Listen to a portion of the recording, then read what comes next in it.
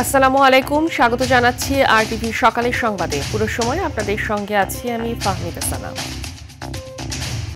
সহসাই নির্বাচন দেবে না অন্তর্বর্তী সরকার। জাতীয় নির্বাচন ও গণভোটের তফসিল ঘোষণার মধ্য দিয়ে এমন ন্যারেটিভ ভেঙে দিয়েছেন ডক্টর ইউনূস। এখন চ্যালেঞ্জ অবাধ, সুষ্ঠু ও সহিংসতামুক্ত ভোট গ্রহণ। তফসিল পরবর্তী প্রতিক্রিয়ায় এমনটি বলছেন রাজনীতি বিশ্লেষকরা। এজন্য সরকারকে শক্ত হাতে সবকিছু মোকাবেলার পরামর্শ দিয়েছেন তারা। খান আলামিনের রিপোর্টে বিস্তারিত। নির্বাচনী ট্রেনের হুইসেল গত ৬ মাস ধরেই বাজাচ্ছিলেন অন্তর্বর্তী সরকারের উপদেষ্টা পরিষদের সদস্য থেকে শুরু করে প্রধান উপদেষ্টা নিজেও। তারপরও এই সরকার নির্বাচন দেবে না এমন ন্যারেটিভ দাঁড় করিয়ে বিভিন্ন মহল সরকারের সমালোচনায় ছিল মত্ত। অবশেষে প্রতিশ্রুতি অনুযায়ী তফসিল ঘোষণার মাধ্যমে নির্বাচনী ট্রেন যাত্রা শুরু করলো। এই যে নির্বাচন নিয়ে নানামাত্রিক যে ধরনের শঙ্কা এবং ন্যারেটিভ, এগুলোর কবর রচিত হলো আর কি। তফসিল ঘোষণা হয়ে গেল, এটির মধ্য দিয়ে এটি প্রমাণ হলো যে ইন্টারিম গভর্নমেন্ট যেটা প্রথম থেকেই বলছিলেন সেটি করছেন। এখন গণভোট ও জাতীয় নির্বাচন একই দিনে হওয়াকে চ্যালেঞ্জ হিসেবে দেখছেন বিশেষজ্ঞরা। তবে সেটি মোকাবেলায় সরকারকে দক্ষ হাতে সবকিছু পরিচালনা এবং নির্বাচন কমিশনের অবাধ ক্ষমতা দেওয়ার উপর গুরুত্ব আরোপ করেছেন তারা। দুটো ঘটনা ঘটবে এখানে গণভোট হবে, এখানে জাতীয় নির্বাচন হবে।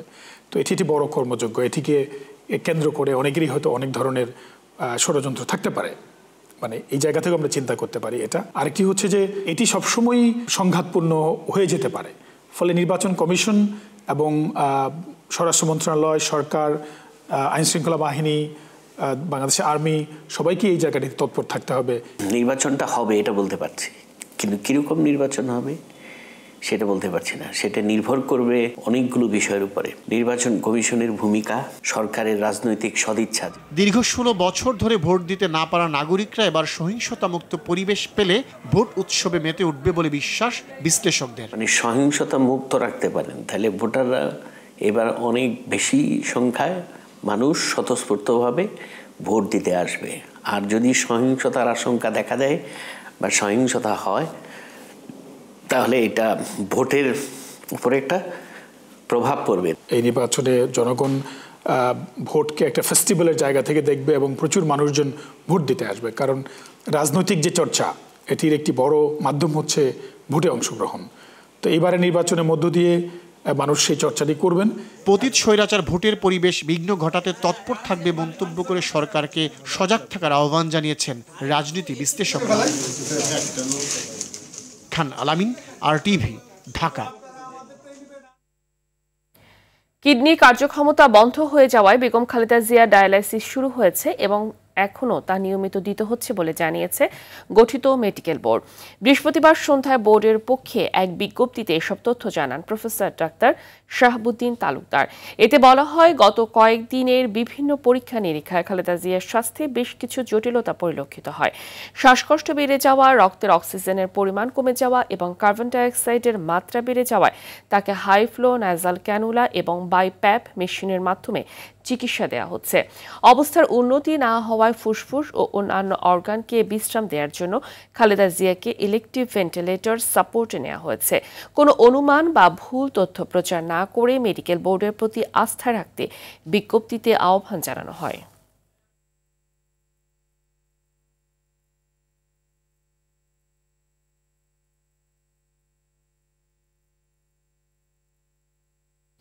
দর্শক, এই মুহূর্তে এভার কেয়ার হাসপাতালে রয়েছেন সহকর্মী রাকিব হাসান। সরাসরি যুক্ত হচ্ছি সেখানে।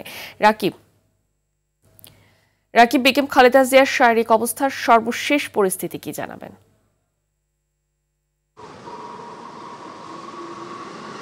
ফাহমিদা, দীর্ঘ 19 দিন যাবৎ রাজধানীর এভার কেয়ার হাসপাতালে চিকিৎসাধীন রয়েছেন তিনবারের সাবেক প্রধানমন্ত্রী ও বিএনপির চেয়ারপারসন বেগম খালেদা জিয়া। জানেন যে আজকে তার কিন্তু যেই কোনো ধরনের তথ্য আজকে আমাদেরকে এখনও দেওয়া হয়নি। তবে আমার কাছে সবশেষ যে তথ্য রয়েছে, তাকে তার শারীরিক অবস্থার অবনতি হয়, তাকে কিন্তু ইলেকটিভ ভেন্টিলেটর সাপোর্টে নেওয়া হয়েছে। তার ফুসফুস সহ অন্যান্য গুরুত্বপূর্ণ অঙ্গকে বিশ্রাম দেওয়ার প্রয়োজনীয়তা দেখা দেয় মেডিকেল বোর্ড এই সিদ্ধান্ত নেয়। তার চিকিৎসায় গঠিত মেডিকেল বোর্ডের প্রধান অধ্যাপক ডক্টর শাহাবুদ্দিন তালুকদার গণমাধ্যমকে এ তথ্য জানান। দেশি বিদেশি বিশেষজ্ঞদের পরামর্শ অনুযায়ী চিকিৎসা গাইডলাইন মেনে তার সব চিকিৎসা চলছে। তার মেডিকেল বোর্ডের সঙ্গে যুক্ত রয়েছেন তার পুত্রবধূ জুবাইদা রহমান। তিনি প্রতিদিনই এভার কেয়ারে আসছেন এবং তার দেখভাল করছেন। সম্প্রতি বেগম খালেদা জিয়ার হাসপাতালে ভর্তির প্রেক্ষাপট বর্ণনা করে বলা হয়, দীর্ঘদিন ধরে বিভিন্ন জটিল ও দীর্ঘস্থায়ী স্বাস্থ্য সমস্যায় ভুগছেন ৭৯ বছর বয়সী বেগম খালেদা জিয়া।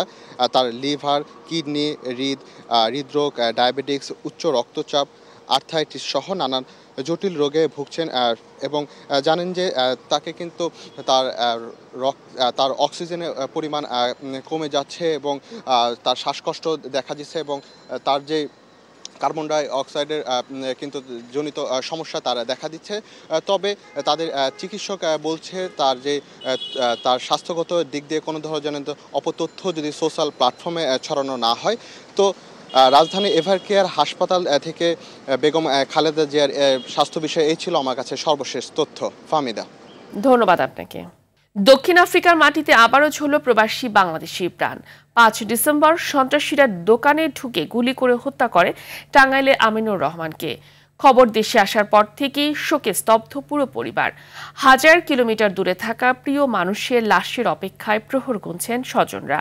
নির্মম এ হত্যাকাণ্ডের যথাযথ বিচার চান তারা। টাঙ্গাইল প্রতিনিধি কামাল হোসেনের পাঠানো তথ্যচিত্রে সুলাইমান কবিরের রিপোর্ট। এই নির্বাক চাহনি আর চাপা কান্না দক্ষিণ আফ্রিকায় সন্ত্রাসীদের গুলিতে নিহত আমিনুরের বৃদ্ধ মা রোকেয়া বেগমের। ছেলের কথা মনে করে শুধুই বিলাপ করছেন তিনি। আমি তো পাগল, আমি পাগল হয়ে গেছি, কইয়া হেঁটি না। ২০০৯ সালে জীবিকার তাগিদে দক্ষিণ আফ্রিকায় পাড়ি জমান টাঙ্গাইলের মির্জাপুর উপজেলার গোড়াইল গ্রামের আমিনুর রহমান ১৫ বছরের অক্লান্ত পরিশ্রমে গড়ে তুলেছিলেন নিজের ব্যবসা প্রতিষ্ঠান। সংসারেও এসেছিল সচ্ছলতা।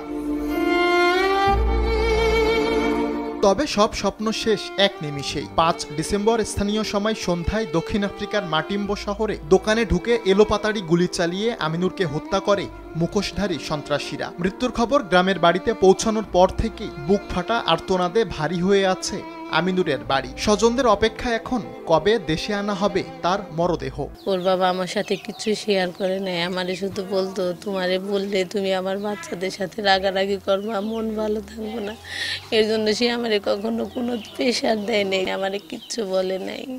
হঠাৎ করে কিছু ৪-৫ জন লোক পরিকল্পিতভাবে আমার বাবাকে হত্যা করে। পরিবারের অভিযোগ ঘটনার সঙ্গে বাংলাদেশিদের সম্পৃক্ততা থাকতে পারে। এ বিষয়ে অভিযোগ সাপেক্ষে ব্যবস্থা নেওয়ার আশ্বাস এই পুলিশ কর্মকর্তা। আমাদের কাছে কেউ এখন পর্যন্ত এই ঘটনাটা এসে বলে নাই, বললে আমরা দেখবো আসলে দেশীয় লোকের কোনো সম্পৃক্ততাকে মেরে। আর ঘটনাস্থলটা তো সাউথ আফ্রিকায়, ওইখানে স্থানীয় আইনে আপনার হবে। তারপরেও যদি এইখানকার কোনো কানেকশন থাকে আমাদের আইন কানুন দেখে বলতে হবে, অভিযোগটাকে পেতে হবে। হত্যাকারী যেই হোক তাদের দৃষ্টান্তমূলক শাস্তি হবে এমনটাই প্রত্যাশা এলাকাবাসীর। সুলাইমান কবির, আরটিভি। বন বিভাগে দুর্নীতি আর জোরসাজস্যে উজাড় হচ্ছে বান্দরবানের আলীকদম উপজেলার সংরক্ষিত মাতামুহুরী বন। স্থানীয়দের অভিযোগ, পাহাড়ে ঘেরা ১ লাখ একরের বনাঞ্চলে জুম চাষের জন্য গাছ কেটে অবৈধভাবে বিক্রি করা হচ্ছে। আর এ কাজে সহযোগিতা করছে বন বিভাগের একটি অসাধু চক্র। ফলে নষ্ট হচ্ছে জীববৈচিত্র্য। বান্দরবান থেকে মোহাম্মদ শাফায়েত হোসেনের পাঠানো তথ্যচিত্রে আরও জানাচ্ছেন আব্দুল হামিদ। নৈসর্গিক সৌন্দর্যের অপরূপ লীলাভূমি পাহাড়কন্যা বান্দরবান। প্রকৃতি, পরিবেশ আর জীববৈচিত্র্যের মধ্যে ভারসাম্য রক্ষায় ২০২১ সালের জেলার মাতামুহুরী এলাকার সংরক্ষিত বনাঞ্চলে হেলিকপ্টারের মাধ্যমে ছিটানো হয় গর্জন, চম্পা, চাপালিশ, জারুল সহ বিলুপ্তপ্রায় ৩০ প্রজাতির অন্তত ৫ লাখ গাছের বীজ। তবে গাছ খেকেও এক সিন্ডিকেটের থাবায় প্রাণহীন মরুভূমিতে পরিণত হচ্ছে বনটি। স্থানীয়দের অভিযোগ, বন বিভাগের অসাধু কিছু কর্মকর্তা ও কর্মচারীদের সহযোগিতায় বিনা বাধায় গাছ কাটছে একটি চক্র। 87-88 সালে অনেক গাছ, বড় বড় বন ছিল। এই বনাঞ্চলে যে পরিমাণ গাছ থাকার কথা সেই পরিমাণ গাছ কিন্তু এখন নাই। এই বিষয়ে সংশ্লিষ্ট যে ডিপার্টমেন্ট, বন বিভাগ, তাদের উদাসীনতাকে আমি দায়ী করব। একটি মহল বন বিভাগের সহযোগিতায় দীর্ঘ 17-18 বছর ধরে অবৈধভাবে গাছ পাচার করে যাচ্ছে। পার্বত্য চট্টগ্রাম বন ও ভূমি অধিকার আন্দোলনের চেয়ারম্যানের মতে সংরক্ষিত বনাঞ্চল বাঁচাতে হলে স্থানীয়দের দিতে হবে ভূমির অধিকার, আর বনাঞ্চলের ভারসাম্য রক্ষায় বনায়নের কোনো বিকল্প নেই বলছেন পরিবেশ অধিদপ্তরের এই কর্মকর্তা। এই এলাকায় নতুন করে বৃক্ষরোপণ করা অত্যন্ত জরুরি হয়ে দাঁড়িয়েছে, নতুবা আমাদের দেখা যাচ্ছে যে কিছুদিনের মধ্যে রিজার্ভ থাকবে, কিন্তু রিজার্ভ ফরেস্ট থাকবে, কিন্তু এখানে কোনো গাছপালা থাকবে না। বন বিভাগের ছোট থেকে বড় সকল পর্যায়ে কর্তা ব্যক্তিদের যদি দুর্নীতি বন্ধ যদি না করেন, আইন প্রণয়ন করে সেই জাতীয় সংসদে পাস করুন আর অধ্যাদেশের মাধ্যমে পাস করুন, ওটা দিয়ে কাজ হবে না। গাছ কাটা ও পাচারের বিষয়ে জানতে চাইলে ক্যামেরার সামনে কথা বলতে রাজি হননি বিভাগীয় বন কর্মকর্তা মুস্তাফিজুর রহমান। পাহাড়ি এলাকার পরিবেশ ও জীববৈচিত্র্য রক্ষায় অসাধু কর্মকর্তাদের আইনের আওতায় এনে বন রক্ষার দাবি স্থানীয়দের। আব্দুল হামিদ, RTV। রাজধানীর ডেমরায় ঢাকা দক্ষিণ সিটি কর্পোরেশনে ময়লার গাড়ির ধাক্কায় মোটরবাইক আরোহী 2 বিশ্ববিদ্যালয়ের শিক্ষার্থী নিহত হয়েছে। শুক্রবার ভোর 4টার দিকে কোনাপাড়া এলাকায় এই দুর্ঘটনা ঘটে। নিহতরা হলেন ইরাম দেওয়ান ও তপু আহমেদ। তাদের মধ্যে Iram American International University Bangladesh AIUB এবং Tapu United International University UIU এর শিক্ষার্থী ছিলেন। মরদেহ দুটি ঢাকা মেডিকেল কলেজ হাসপাতালের মর্গে রাখা হয়েছে। এই ঘটনায় ডেমরা থানা পুলিশ ঘাতক গাড়িটিকে জব্দ করেছে। মিনিমাম হলো প্রায় 30 থেকে 50 হাতের মতন হবে। ওরে হেসরায় নিয়ে আসছে, অ্যান্ড গাড়ির নিচে বাইকটা এমনভাবে আটকে আছে যে ও আর সামনে গাড়ি আগাইতে পারতেছে না। দ্যাটস ওয়াই ড্রাইভার হেল্পার যারাই ছিল গাড়ির ভিতরে ওরা ওখান থেকে গাড়ি ফেলে দৌড় দিচ্ছে। ফ্যামিলির তরফ থেকে যে আমরা ডিটেইলস পুরো ক্লিয়ার আমাদের জানতে হবে যে কীভাবে মারা গেছে। হ্যাঁ, তখন আমরা হয়তো তার আরও মা আছে, হ্যাঁ, তারপরে কি করা যায় সেটা হয়তো আমরা বিবেচনা করব। বাড়তি দামে বিক্রি হচ্ছে বোতলজাত সয়াবিন তেলের দাম। ভোজ্য তেল পরিশোধনকারী কোম্পানিগুলো কয়েক দফা চেষ্টার পর 7 ডিসেম্বর বোতলজাত সয়াবিন তেলের দাম লিটার প্রতি 6 টাকা বাড়িয়েছে। তাতে সয়াবিন তেলের 1 লিটার বোতলের দাম 195 টাকায় উঠেছে। 5 লিটারের বোতলের দাম এখন 955 টাকা করে বিক্রি হচ্ছে। এখন নতুন দরেই সব দোকানে সয়াবিন তেল বিক্রি হচ্ছে। তেলের সঙ্গে বাড়তি রয়েছে পুরনো পেঁয়াজের দামও। মুড়ি কাটা পেঁয়াজ কেজি প্রতি বিক্রি হচ্ছে 100 থেকে 110 টাকায়। পুরনো পেঁয়াজ বিক্রি হচ্ছে 130 থেকে 140 টাকা। বিক্রেতারা জানান, নতুন পেঁয়াজের সরবরাহ বাড়লে দাম কিছুটা কমতে পারে। তবে বাজারে দাম কমেছে ডিমের, সেই সঙ্গে বেশিরভাগ সবজির দাম এখন কমতির দিকে। বাজার দর নিয়ে আরো জানাতে বরিশাল থেকে সরাসরি যুক্ত হচ্ছেন সহকর্মী আরিফুল ইসলাম। আরিফ, চলমান শীতে বরিশালে নিত্যপণ্যের দামের উপর কেমন প্রভাব দেখছেন, আর তেলের দামের কি অবস্থা জানাবেন? ফাহমিদা, ধন্যবাদ আপনাকে। আসলে যেমনটি বলছেন, বরিশালের অবস্থা কিন্তু অন্যান্য বাজার কিছুটা স্থিতিশীল কিংবা 2-1 টাকা বৃদ্ধি পেলেও বরিশালের পেঁয়াজের বাজারটি কিন্তু একদমই অস্থিরতা বিরাজ করেছে। আমরা এখন রয়েছি বরিশালের সবচেয়ে পুরনো যে বাজারটি, বরিশালের বাজার রোডে। এখানে এই বাজারে এসে দোকানিদের সাথে কথা বলে যতটুকু জানতে পারলাম যে বরিশালের একটি সিন্ডিকেটের মাধ্যমে পেঁয়াজ যারা আমদানি করছে তারা কিন্তু সেই পুরনো পেঁয়াজগুলোই কিন্তু এখন এই নতুন করে নতুন দামে বিক্রি করছে, যে কারণে এখন পর্যন্ত বরিশালের পেঁয়াজের বাজার একদমই চাঙ্গা। এবং এখানে মানুষ, দোকানিরা আমাদেরকে জানিয়েছেন যে গতকালকে কিন্তু তারা পাইকারি ঘর এক একটি ঘর থেকে এবারে পেঁয়াজের আড়ত থেকে 145 থেকে 50 টাকা দরে তারা পেঁয়াজ কিনেছে। সুতরাং ভোক্তা পর্যায়ে যেতে কিন্তু সেটি 160 টাকা 55-60 টাকা পর্যন্ত পৌঁছায়। তো বরিশালের এই যখন অবস্থা, তখন আমরা যে দোকানিদের সাথে কথা বলেছি তারা বলছেন যে কিন্তু ভিন্ন রূপ। তারা বলছেন সবসময় তারা যে আড়ত মালিক যারা আছেন তাদের প্রতি দোষারোপ করছেন। আমরা একটু দোকানের সাথে কথা বলবো। ভাই, পেঁয়াজের দামটা এখন কেমন বৃদ্ধি পাওয়ার কারণটা কি? পেঁয়াজের দাম এখন বর্তমানে বেশি, কারণ আড়তে পেঁয়াজের দাম বেশি। আমরা 145 টাকায় কিনি, 140 টাকায় কিনি, এখানে আমরা 150-60 বিক্রি করি। কিন্তু অন্য মাল তাই আছে, মোটামুটি ঠিক দাম আছে। পেঁয়াজটাই ব্যাপারীরা যারা আনে আর একটা রেট দিয়ে বসে থাকে। ব্যাপারী আগের সাথে কমে গেছে, ব্যাপারীও কম, অর্থাৎ আগে 10 জন ব্যাপারী ছিল, এখন 2 জন ব্যাপারী আছে। ধন্যবাদ। জি আসলে যেমনটি শুনছেন মূলত পেঁয়াজের দামটা অনেকটি বেশি, তবে ভোজ্য তেল যে বিষয়টি আপনি এর আগেও জানতে চেয়েছেন, মূলত তেলের প্রভাবটা কিন্তু বরিশালে এখন পর্যন্ত এসে পৌঁছাতে পারেনি। তার কারণ তারা এখনো অনেকেই পুরানো দামে তেল বিক্রি করছে, তবে নতুন দামের যে তেলের যে সিন্ডিকেটটি সেটি কিন্তু এখন পর্যন্ত বরিশাল ভাঙতে পারেনি। এবং বরিশালের অন্যান্য যে তেলের যে গুদাম সেগুলো কিন্তু এখনো তারা তেল দেওয়া শুরু করেনি, এমনটি দোকানিরা জানিয়েছেন। তবে বরিশালের পরিস্থিতি যেমন বলছেন যে ধান নদীর খালের বরিশাল, এখানে কিন্তু শস্য ভান্ডার বলা হয়, অর্থাৎ সবজির যে বিষয়টি থাকে সেটি হচ্ছে যে বরিশালের সদর উপজেলা কিংবা জেলা শহরে যে সবজিগুলো উৎপাদিত হয় সেগুলো কিন্তু এখন পর্যন্ত বরিশালের বাজারে এসে পৌঁছায়নি। সুতরাং বরিশালের বাইরে থেকে অর্থাৎ খুলনা বিভাগের বিভিন্ন জেলা থেকে সবজিগুলো আসছে, এ কারণে কিছুটা কিন্তু সবজির দাম বেশি। গরুর মাংস বিক্রি হচ্ছে 750 টাকা, তবে ব্রয়লার মুরগি কেজি প্রতি 10 টাকা বেড়ে এখন বিক্রি হচ্ছে 150 টাকায়, গত সপ্তাহে যেখানে ছিল 140 টাকা। অন্যান্য যে দ্রব্যগুলো রয়েছে সেগুলো স্থিতিশীলই রয়েছে। তো এই ছিল ফাহমিদ এখন পর্যন্ত আমার কাছে। ধন্যবাদ আপনাকে। ৭১-এর ১২ ডিসেম্বর মুক্তিযুদ্ধের ইতিহাসে একটি অত্যন্ত গুরুত্বপূর্ণ দিন। এদিন হানাদার বাহিনী ঢাকার চারিদিকে সম্পূর্ণ কোণঠাসা হয়ে পড়ে। বিকেলে ঢাকা বেতার কেন্দ্র মুক্তিবাহিনীর নিয়ন্ত্রণে চলে আসে। রণাঙ্গনে অংশ নেওয়া বীর মুক্তিযোদ্ধারা জানান, মুক্তিযুদ্ধের স্বপ্ন এখনো বাস্তবায়ন হয়নি। সব শ্রেণী পেশার প্রতিনিধিদের মাধ্যমে স্বপ্নের বাংলাদেশ গড়ার তাগিদ দেন তারা। আরও জানাচ্ছেন তৌহিদুর রহমান। একটি স্বাধীন সার্বভৌম বাংলাদেশ গঠনের লক্ষ্যে পাকিস্তানের নানা নির্যাতন ও বৈষম্যমূলক আচরণের বিরুদ্ধে অস্ত্র হাতে যুদ্ধে নেমে পড়েন দেশের দামাল ছেলেরা। ১৯৭১-এর ১২ ডিসেম্বর মহান মুক্তিযুদ্ধে শেষ পর্যায়ে বিজয়ের দরজা পুরোপুরি উন্মুক্ত হওয়ার দিন। এদিন সারা দেশের অনেক থানা, স্থানীয় প্রশাসন সহ গুরুত্বপূর্ণ স্থাপনাগুলো মুক্তিযোদ্ধাদের দখলে চলে আসে। পাকিস্তানের মনোবল ভেঙে যাওয়ায় আত্মসমর্পণের চাপ বাড়তে থাকে। মিত্র বাহিনী ও মুক্তিবাহিনী ঢাকা ঘিরে ফেলে এবং চূড়ান্ত আক্রমণের প্রস্তুতি নেয়। আরটিভিকে রণাঙ্গনের সেসব দিনের কিছুটা তুলে ধরেন এই বীর মুক্তিযোদ্ধা। ৭১-এর মুক্তিযুদ্ধ তাদের পক্ষে কল্পনা করাও মুশকিল যে একটা নির্জীব দুর্বল জাতি হঠাৎ করে শক্তিশালী পাক বাহিনীর বিরুদ্ধে যেভাবে প্রতিরোধ যুদ্ধে অবতীর্ণ হয়েছে, এটি যে কোনো জাতির জন্য এক বিরাট গৌরবের বিষয়। আমরা অনেক শক্তিশালী মোর ওয়েল ইকুইপড পাকিস্তানি বাহিনীর বিরুদ্ধে আমরা যুদ্ধ করেছি। আমাদের প্রধান শক্তি ছিল আমাদের মনোবল, দেশপ্রেম।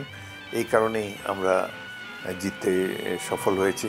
এদিন ময়মনসিংহ অঞ্চলে পাকিস্তানি বাহিনীর ব্রিগেডিয়ার জেনারেল কাদর নায়ার মিত্র বাহিনীর কাছে আত্মসমর্পণ করেন। সারা দেশে বিজয়ের পতাকা উঠতে শুরু করে। তবে এখনো মহান মুক্তিযুদ্ধের কাঙ্ক্ষিত ফল আসেনি বলে মনে করেন বীর মুক্তিযোদ্ধারা। স্বাধীনতার পরে বলা হলো অস্ত্র জমা দাও, অস্ত্র জমা দিলাম, মনে হলো যে দায়িত্ব শেষ।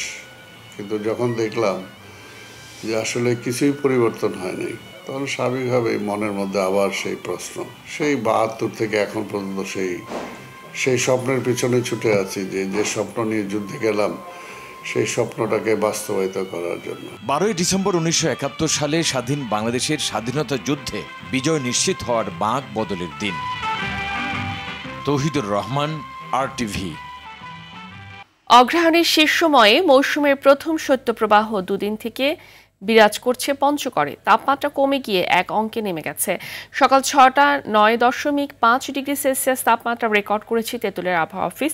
এদিকে গেল ৩ দিন ধরে দিনাজপুরের তাপমাত্রা অবস্থান করছে ১১ ডিগ্রি সেলসিয়াসের ঘরে। ভোরে ১১.৬ ডিগ্রি সেলসিয়াস তাপমাত্রা রেকর্ড করেছে দিনাজপুর আবহাওয়া অফিস। বাতাসের আর্দ্রতা ছিল ৯৪%। অন্যদিকে পাবনার ঈশ্বরদীতে প্রতিদিনই কমছে তাপমাত্রা। সকালে রেকর্ড করা হয়েছে ১২.৮ ডিগ্রি সেলসিয়াস। কওমি মাদ্রাসার দাররায়ে হাদিস সনদধারীরা এখন থেকে বিয়ের রেজিস্ট্রার বা কাজী হতে আবেদন করতে পারবেন। সম্প্রতি সরকার এমন সিদ্ধান্ত নিয়েছে। সরকার আইন সংশোধন করে তাদের এ পদটিতে আবেদন করার সুযোগ উন্মুক্ত করেছে বলে জানিয়েছে আইন উপদেষ্টা অধ্যাপক ডক্টর আসিফ নজরুল। এতদিন এই সুযোগ আলিম সনদধারী ব্যক্তিদের জন্য সীমাবদ্ধ ছিল। আইন মন্ত্রণালয় এই সুযোগ বাড়ানোর জন্য আইন সংশোধন করেছে। এখন কওমি মাদ্রাসার স্বীকৃত বোর্ড থেকে দাওরায়ে হাদিস সনদধারী ব্যক্তিরাও একই পদে আবেদন করতে পারবেন।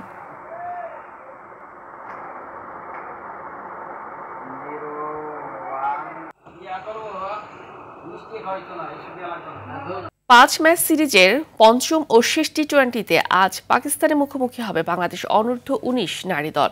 কক্সবাজার ক্রিকেট একাডেমি মাঠে ম্যাচটি শুরু হবে দুপুর 1টায়। সিরিজ 2-2 সমতায় থাকায় আজকের ম্যাচটি হয়ে উঠেছে অলিখিত ফাইনাল। এই ম্যাচে জয়ী দলের হাতে উঠবে শিরোপা। প্রথম ম্যাচে 13 রানে হেরে সিরিজ শুরু করে বাংলাদেশ, তবে পরের 2 ম্যাচে 3 ও 7 উইকেটে জিতে এগিয়ে যায় লাল সবুজের প্রতিনিধিরা।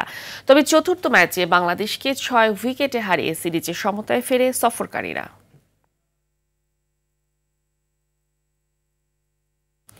অনূর্ধ্ব 19 এশিয়া কাপের পর্দা উঠছে আজ। প্রথম দিনেই ভিন্ন ম্যাচে মাঠে নামছে 2 চির প্রতিদ্বন্দ্বী ভারত ও পাকিস্তান। দুবাইয়ের আইসিসি একাডেমি গ্রাউন্ডে স্বাগতিক আরব আমিরাতের মুখোমুখি হবে ভারত। ম্যাচ শুরু বাংলাদেশ সময় বেলা 11টায়। একই সময় দ্য 7 স্টেডিয়ামে মালয়েশিয়ার মুখোমুখি হবে পাকিস্তান। এবারের এশিয়া কাপে অংশ নিচ্ছে 8টি দল। তাদের 2টি গ্রুপে ভাগ করা হয়েছে। বাংলাদেশ আছে বি গ্রুপে।